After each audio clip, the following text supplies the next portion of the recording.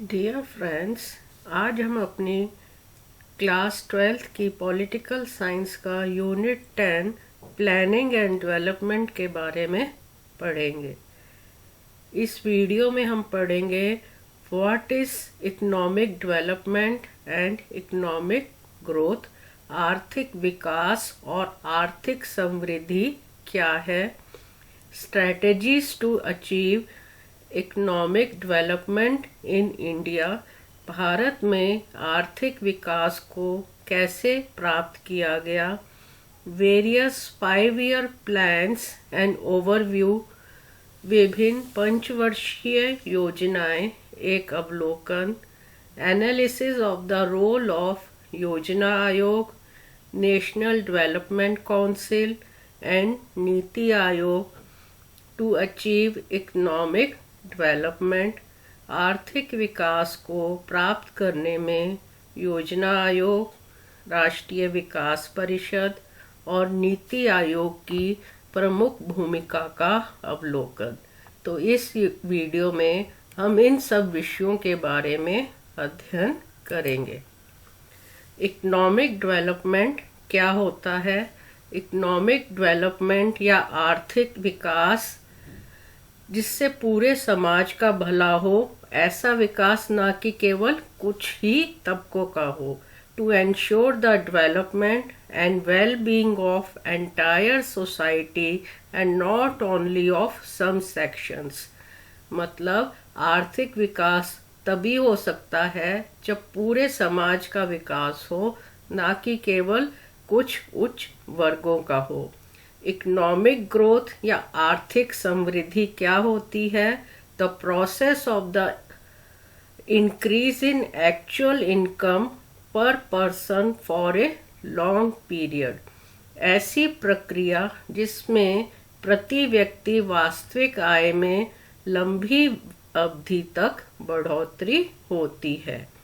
Socio economic justice, आर्थिक सामाजिक न्याय, यह क्या होता है? To develop the equality in society on the basis of social and economic base. समाज में आर्थिक और सामाजिक आधार पर समानता स्थापित करना, इसको हम क्या कहेंगे? आर्थिक सामाजिक न्याय। Economic development in independent India, स्वतंत्र भारत में आर्थिक विकास क्या होता है?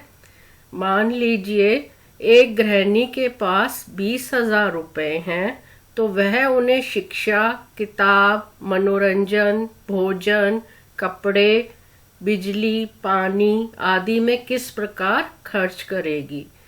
तो इसे हम नियोजन या प्लान डेवलपमेंट कहते हैं। मान लीजिए आपके कोई हाउसवाइफ है, उसके पास 20,000 रुपए है और उससे इसने पूरे महीने का खर्चा चलाना है, तो वो बच्चों की पढ़ाई पर कितना खर्च करेगी, किताबों पर कितना, मनोरंजन मतलब बाहर सिनेमा देखने के लिए या और कहीं घूमने के लिए, भोजन, कपड़े, बिजली, पानी, हर चीज में वो कितने रुपए खर्च करेगी? तो इसको हम क्या कहेंगे? नियोजन या planned development. India's economic status at the time of independence. आजादी के समय भारत की आर्थिक दशा क्या थी? जब भारत आजाद हुआ तो भारत में किस प्रकार की आर्थिक स्थितियां थीं?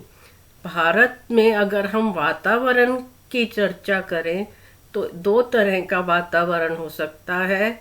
एक आंतरिक, जिसे हम महसूस करते हैं, और एक बाह्य। आंतरिक वातावरण में हम विस्तृत गरीबी, निम्न राष्ट्रीय आय, निम्न प्रति व्यक्ति आय, कृषि और उद्योगों की आंतरिक खराब स्थिति के ऊपर चर्चा कर सकते हैं। मतलब हमारा जब देश आजाद हुआ तो हमारे देश के अंदर बहुत अधिक गरीबी थी। हमारे देश की जो राष्ट्रीय आय और प्रति व्यक्ति आय बहुत कम थी। और जब हमारा देश आज़ाद हुआ तो कृषि की भी बहुत खराब स्थिति थी और उद्योगों की भी खराब स्थिति थी। और जो आउटर एटमॉस्फेयर है उसमें उदारवादी, पूंजीवादी और समाजवादी लोगों ने महत्वपूर्ण भूमिका निभाई है और उससे एक मिश्रित अर्थव्यवस्था निकलकर सामने आई। उसमें दो सेक्टर या दो क्षेत्र निकल कर आए, निजी क्षेत्र और सरकारी क्षेत्र, प्राइवेट सेक्टर और गवर्नमेंट सेक्टर। इसको आप इस तरह समझ सकते हैं, मान लीजिए गवर्नमेंट स्कूल और प्राइवेट स्कूल। उसी तरह हमारे देश में सभी जो सेक्टर्स हैं वो दो हैं, एक जहां पर गवर्नमेंट का नियंत्रण है और एक प्राइवेट सेक्टर जो प्राइवेट कंपनीज के द्वारा चलाए जाते हैं। अब इम्पोर्टेंस ऑफ पब्लिक सेक्टर क्या है, निजी क्षेत्रों का महत्व क्या है। पब्लिक सेक्टर्स क्या होते हैं? Public sectors are industrial groups controlled by government.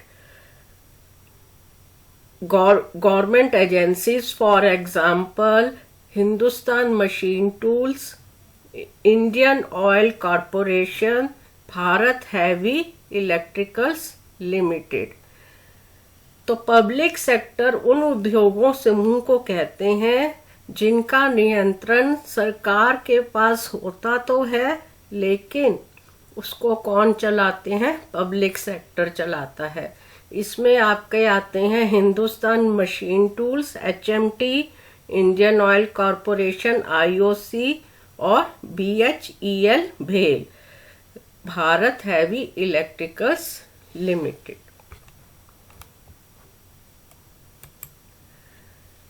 Changing nature of economic development, भारतीय विकास का बदलता स्वरूप।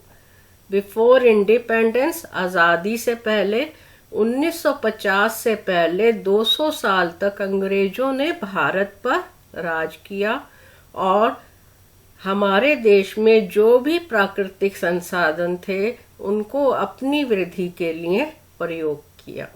आज़ादी के बाद आफ्टर इंडिपेंडेंस अबाउट 1970 और 1991 के बाद, तो ये अगर हम तीन तरह से सोचें, आज़ादी से पहले क्या था हमारे देश में आर्थिक विकास?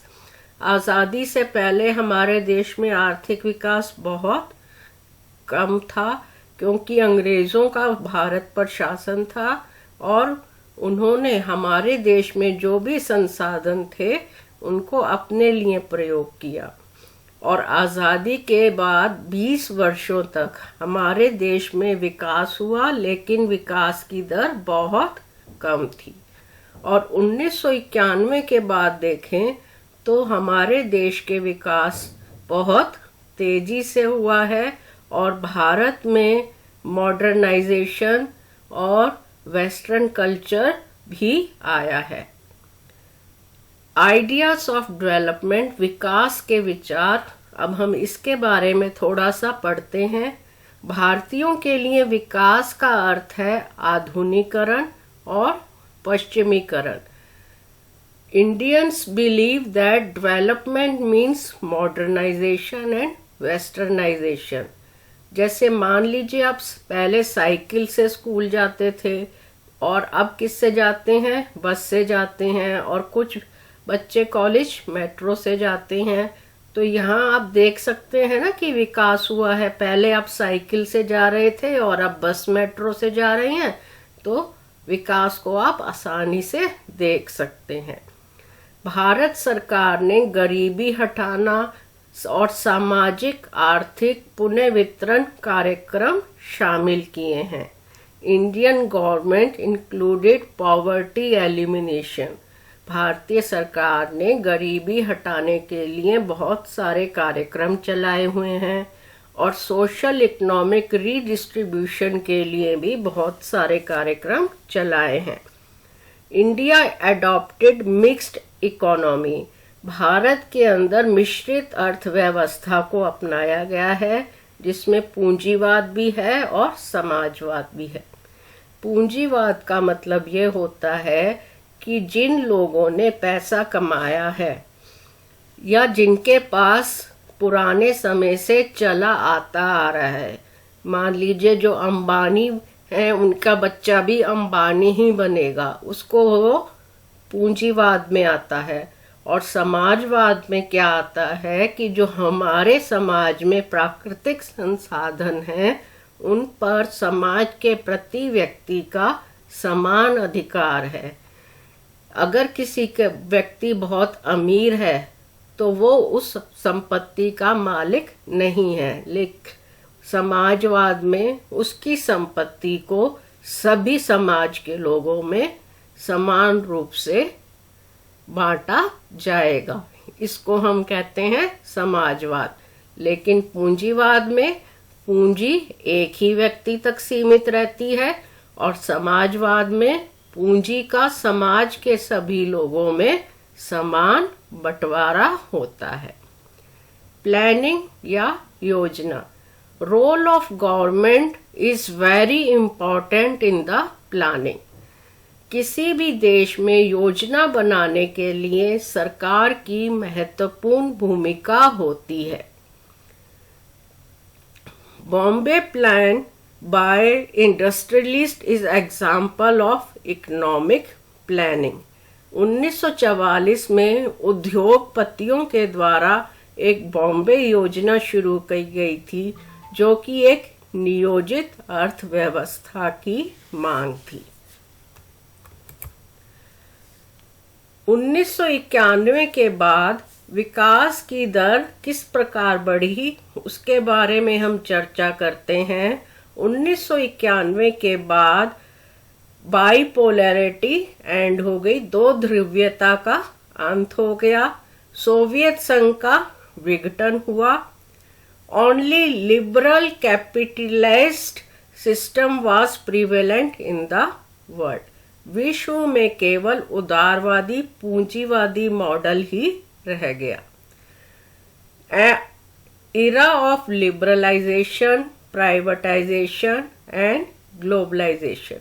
उदारीकरण, निजीकरण और वैश्वीकरण का दौर शुरू हो गया।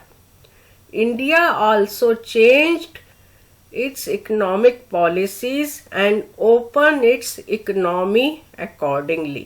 भारत ने भी देश की आर्थिक नीतियों में परिवर्तन किया और अर्थव्यवस्था का जो झुकाव है वो पूंजीवाद की ओर अधिक किया गया।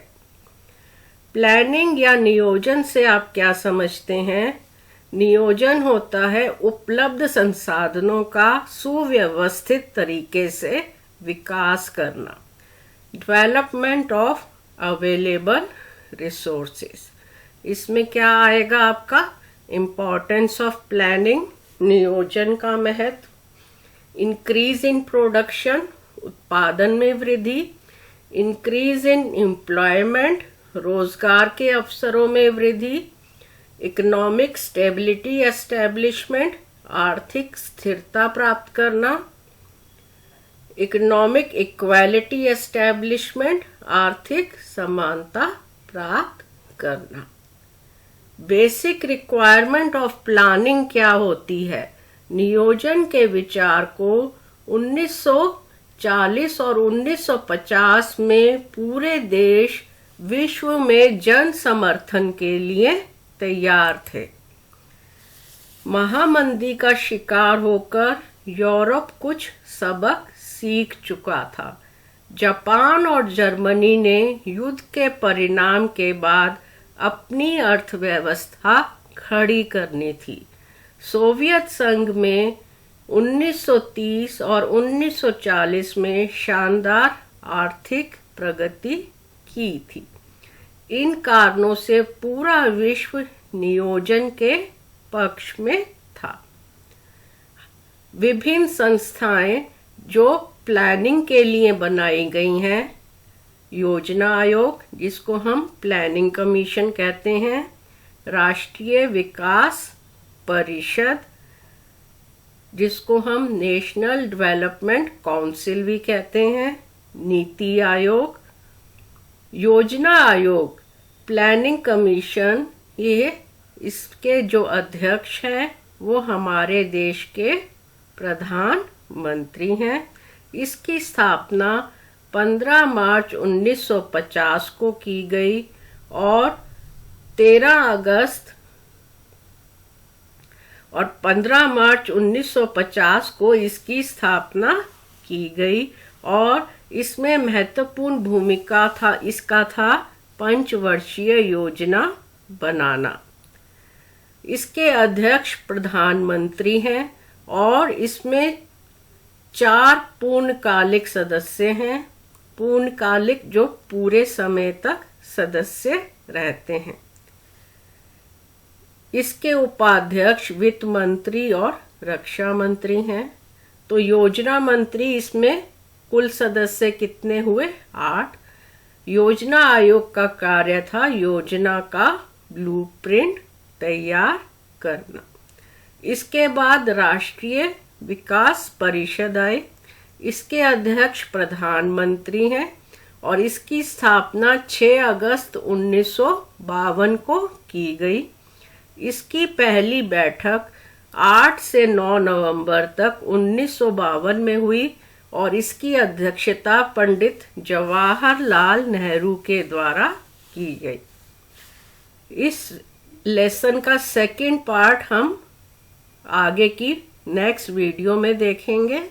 आई होप आपको ये इतना समझ आया होगा। Thank you very much.